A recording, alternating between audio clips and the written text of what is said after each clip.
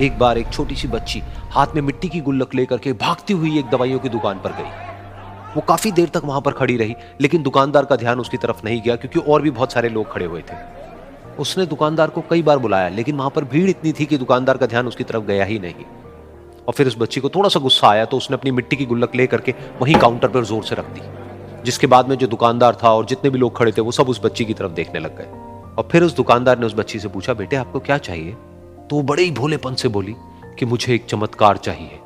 ये सुनकर के दुकानदार को कुछ समझ नहीं आया, ना ही वहां पर जो लोग थे उनको कुछ समझ में आया, और सब उसकी तरफ देखने लग गए। फिर दुकानदार ने बोला, बेटे चमत्कार तो यहाँ पर नहीं मिलता है। तो बच्ची को लगा कि वो उससे झूठ बोल रहा है, तो बच्ची ने कहा कि मेरी गुल्लक में बहुत पैसे हैं, आप बताओ आपको कितने पैसे चाहिए, लेकिन मैं आज यहां से चमत्कार लेकर के ही जाऊंगी। तो वहीं काउंटर पे एक और आदमी खड़ा था, उसने उस बच्ची से पूछा कि बेटे क्यों चाहिए तुमको चमत्कार? तब उस बच्ची ने अपनी कहानी बताई कि अभी कुछ दिन पहले मेरे भाई के सर में बहुत तेज दर्द हुआ, तो मेरे पापा मम्मी उसको हॉस्पिटल ले गए। उसके बाद कई दिन तक मेरा भाई घर नहीं आया। तो मैंने कई बार अपने पापा से पूछा, लेकिन उन्होंने मुझे कुछ नहीं बताया। उन्होंने बार बार यही कहा कि वो आ जाएगा, वो कल आ जाएगा, वो कल आ जाएगा, लेकिन वो आ ही नहीं रहा था। तो मैंने देखा कि मम्मी रो रही है। अब पापा मम्मी को कह रहे थे कि उसकी दवाइयों के लिए और उसके इलाज के लिए जितने पैसे चाहिए उतने मेरे पास में नहीं है, अब उसको कोई चमत्कार ही बचा सकता है।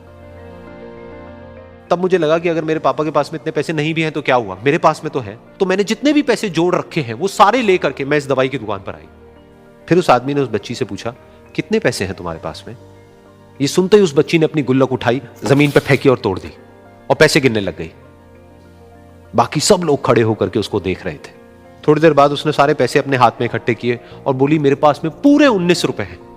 वो जो आदमी वहां पर खड़ा था वो थोड़ा सा मुस्कुराया और बोला कि अरे तुम्हारे पास में तो पूरे पैसे हैं, इतने का ही तो आता है चमत्कार। ये सुनकर के वो बच्ची बहुत खुश हो गई और बोली कि चलो मैं आपको अपने पापा से मिलवाती हूं।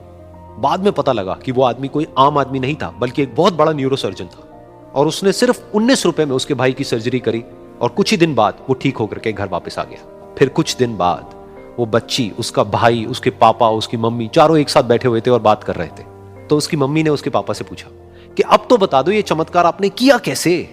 तो उन्होंने अपनी बेटी की तरफ देखा और बोले, ये चमत्कार मैंने नहीं, इसने किया है।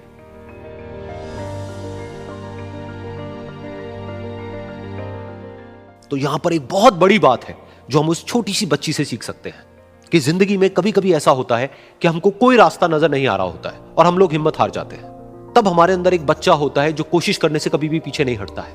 वो हार मानने को तैयार नहीं होता है क्योंकि उसको ना शब्द समझ नहीं आता है।